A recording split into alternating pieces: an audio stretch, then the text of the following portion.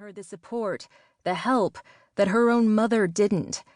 She'd made Clint wait to get married until she was finished with school. She'd been strong that way. She'd been determined to forego boyfriends, especially while she was studying. But she hadn't been able to stay away from him. He was so magnetic and happy, and she'd wanted that. As soon as she'd graduated, they'd gotten married. They'd lived in little apartments near the high school, and Ellie had gotten jobs substitute teaching in the area, and then spent a year as a teacher's assistant at the school right near their house. They'd been young when Clint wanted to try for a baby, but he'd been so excited about it. So they'd started trying, and not just for a baby, but also to find a house. They'd found the farmhouse. She'd found out she was pregnant. He'd been the proudest, happiest man alive that day. And 4 weeks later, he'd died. Before they'd moved into their home. Before he'd ever even gotten to hear his child's heartbeat. She'd never had a Christmas in the farmhouse. Her and Amelia's Christmas traditions were built around the Dalton family, and that was okay with Ellie.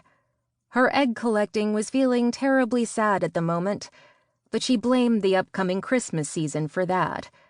It was inescapably bittersweet.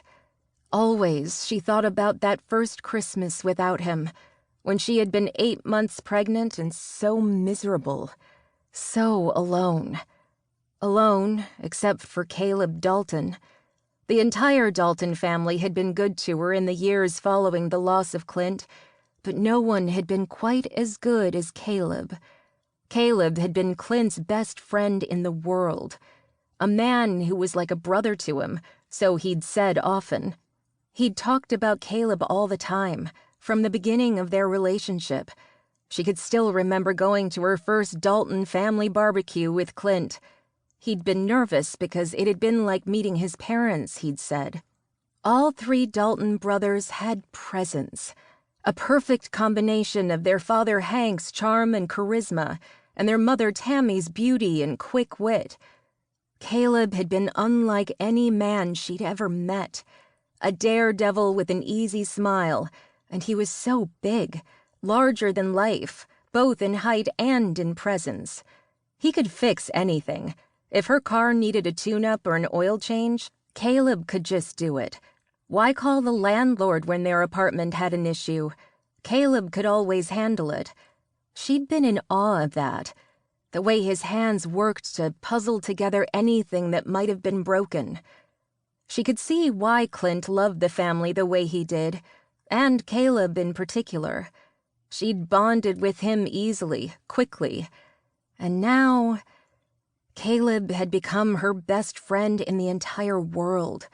She'd always liked him, but he became something more during these long, lonely years.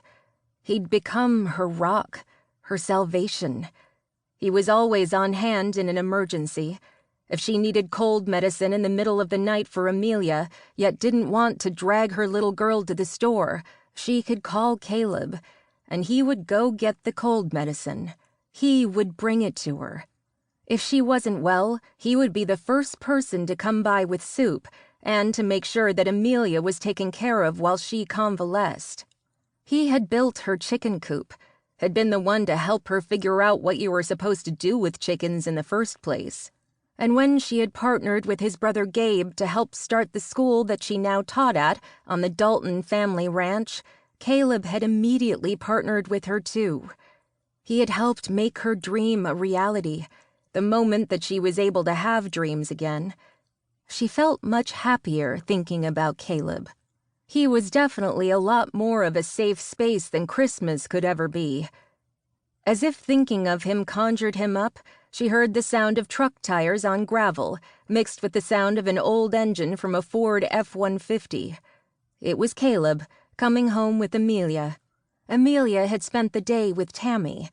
The school that Ellie had been part of founding, and that she worked at full-time, specifically geared toward troubled boys, was on the Dalton family ranch, and Hank and Tammy Dalton lived there in a large house.